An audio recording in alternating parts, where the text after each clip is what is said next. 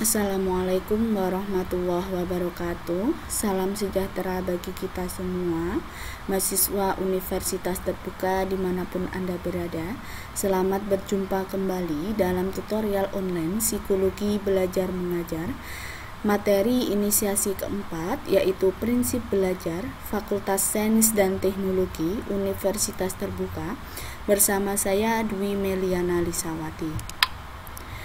Materi inisiasi keempat ini yaitu prinsip belajar. Cakupan materinya yang pertama adalah kepentingan prinsip belajar, yang kedua jenis prinsip belajar. Indikatornya, setelah mempelajari inisiasi keempat ini, Anda diharapkan secara komprehensif menjelaskan tentang 1. Menjelaskan kepentingan prinsip belajar, 2. Menjelaskan jenis prinsip belajar. Kajian materi pada prinsip belajar yang pertama adalah kepentingan prinsip belajar, yang kedua adalah jenis prinsip belajar. Yang pertama kita akan membahas tentang kepentingan prinsip belajar, di mana efisiensi proses belajar dan ciri-ciri proses belajar telah Anda pelajari pada inisiasi 1 dan 2. Pada hakikatnya, manusia belajar untuk mendapatkan kemampuan agar dapat memecahkan masalah dalam kehidupannya. Justru karena manusia itu dalam hidupnya selalu dihadapkan kepada masalah, maka dia perlu belajar. Dalam agama Islam, belajar bagi manusia hukumnya wajib. Belajar dilakukan mulai dari ayunan sampai liang lahat. Menurut hadis Nabi Muhammad SAW menyebutkan, tuntutlah ilmu walaupun ke negeri Cina. Dalam kehidupan sehari-hari terkait dengan belajar ada beberapa ungkapan yang sering kita dengar, diantaranya adalah 1. Belajar adalah inti sari kehidupan. 2. Belajar berlangsung seumur hidup. 3. Belajar sekarang untuk digunakan sekarang. 4. Belajar berpusat pada masalah. 5. Belajar sambil berbuat bekerja. Ungkapan tersebut berarti bahwa proses belajar yang dilakukan oleh manusia tidak dapat dilepaskan dari kehidupannya. Jadi, orang yang belajar pada hakikatnya adalah belajar pemecahan masalah yang dihadapi dalam kehidupannya, karena kualitas hidup selalu dituntut dan berkembang terus. Maka, masalah pun selalu dituntut berkembang terus, maka masalah pun selalu berkembang terus. Orang butuh belajar terus dalam upaya untuk dapat memecahkan masalah tersebut dengan baik. Orang belajar adalah belajar pemecahan masalah, tetapi untuk mampu memecahkan masalah diperlukan belajar prinsip dulu. Untuk dapat belajar prinsip, perlu belajar konsep dulu. Untuk sampai ke belajar konsep, harus belajar diskriminasi berganda dulu. Agar manusia dapat hidup dalam masyarakat, dia harus belajar tentang beberapa hal. Yang pertama adalah mengenal konsep-konsep dan prinsip-prinsip atau learning to know. 2. Belajar menguasai keterampilan atau skill dari yang tingkatnya rendah sampai yang tingkatnya tinggi atau learning to do. 3. Belajar mengenal diri sendiri, mengenal orang lain, serta hidup bekerja sama dengan orang lain dalam masyarakat atau learning to live together.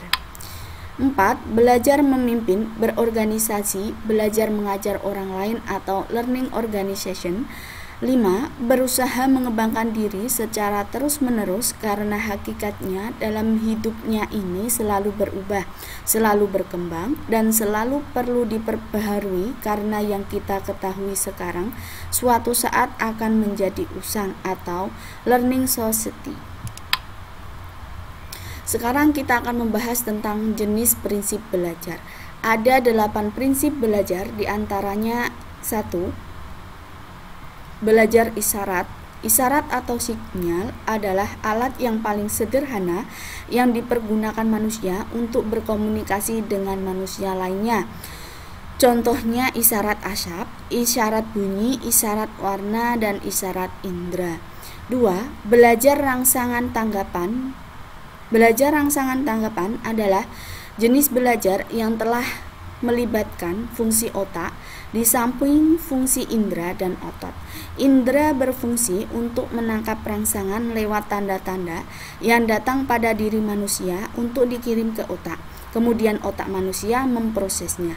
Sedangkan otot berfungsi memberikan tanggapan, misalnya otot mulut untuk mengajukan pertanyaan, memberikan saran, memberikan kritik, dan memberikan argumentasi setelah mendengarkan uraian dari pengajar. Lalu, otot tangan berfungsi untuk mencatat hasil pemahaman yang diperoleh supaya timbul retensi, yaitu pemahaman tersebut dapat lama tinggal dalam diri pelajar. 3. Belajar asosiasi verbal, di mana verbal adalah sesuatu berhubungan dengan bahasa atau kata-kata. Asosiasi verbal berarti menghubung-hubungkan kata sehingga memiliki makna dalam suatu bahasa, misalnya Ahmad pergi ke sawah. 4. Belajar rangkaian tanggapan, di mana belajar rangkaian tanggapan adalah jenis belajar berkelanjutan dari belajar rangsangan tanggapan. Misalnya rangkaian menghidupkan motor diesel terdiri dari rangkaian membuka keran bahan bakar, mengatur pedal gas, mengengkol sambil menekan dekompresor, melepas dekompresor bersama-sama engkol. Yang kelima adalah belajar diskriminasi berganda, di mana belajar diskriminasi berganda adalah jenis belajar di mana seseorang mencoba memisah-misahkan atau membeda-bedakan satu objek dengan objek yang lain atau satu benda dengan benda yang lain. Misalnya, seorang petani belajar membedakan tanah sawah yang subur dan yang tidak subur.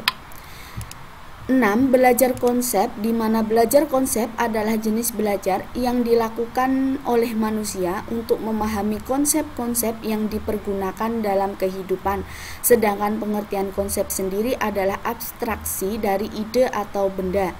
Contoh jenis belajar konsep yaitu mempelajari konsep serangga, yaitu serangga atau invertebrata yang memiliki 3 pasang kaki, badannya terbagi dalam 3 bagian, sungutnya 2, bersayap atau tidak, beberapa berwarna dan beracun, bersuara atau tidak, dan dapat dimakan atau tidak. 7. Belajar prinsip. Belajar prinsip adalah jenis belajar yang dilakukan oleh manusia untuk menguasai prinsip-prinsip yang ada dalam kehidupan. Adapun pengertian dari prinsip adalah hubungan antara beberapa konsep yang mengandung arti.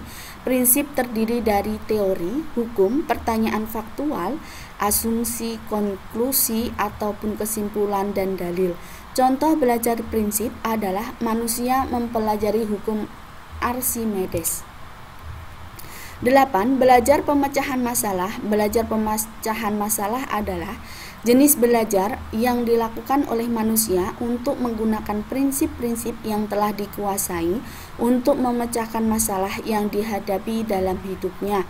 Misalnya prinsip besi kalau dipanaskan akan mengembang, maka kalau memasang rel kereta api sambungannya tidak dibuat rapat. Pada hakikatnya, orang belajar untuk memecahkan masalahnya. Untuk memecahkan masalah perlu menguasai prinsip. Untuk melakukan diskriminasi berganda, untuk dapat melakukan diskriminasi berganda, perlu belajar asosiasi verbal dan rangkaian tanggapan, perlu belajar rangsangan tanggapan. Dan untuk dapat belajar rangsangan tanggapan, perlu belajar isyarat. Jadi, belajar isyarat adalah belajar yang paling sederhana dan terjadi pertama kali, sedangkan belajar pemecahan masalah adalah jenis belajar yang paling kompleks dan terjadi terakhir kali. Evaluasinya, yang pertama adalah jenis belajar yang pertama kali dilakukan manusia adalah A. Rangsangan tanggapan, B. Isyarat, C. Rangkaian tanggapan, D. Konsep. Jawabannya adalah B. 2. Jenis belajar yang paling akhir dilakukan manusia adalah A. Diskriminasi berganda, B. Prinsip, C. Pemecahan masalah, D. Konsep. Jawabannya adalah C. Untuk evaluasi selanjutnya Anda bisa pelajari sendiri.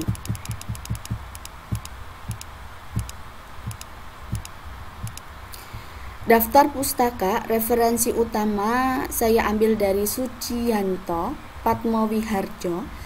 tahun 2019 dalam bukunya BMP Psikologi Belajar Mengajar, Tangerang Selatan Universitas Terbuka. Referensi tambahannya adalah dari Tantowi tahun 2010 dalam bukunya Psikologi Pendidikan, Jakarta, Yayasan Canisius.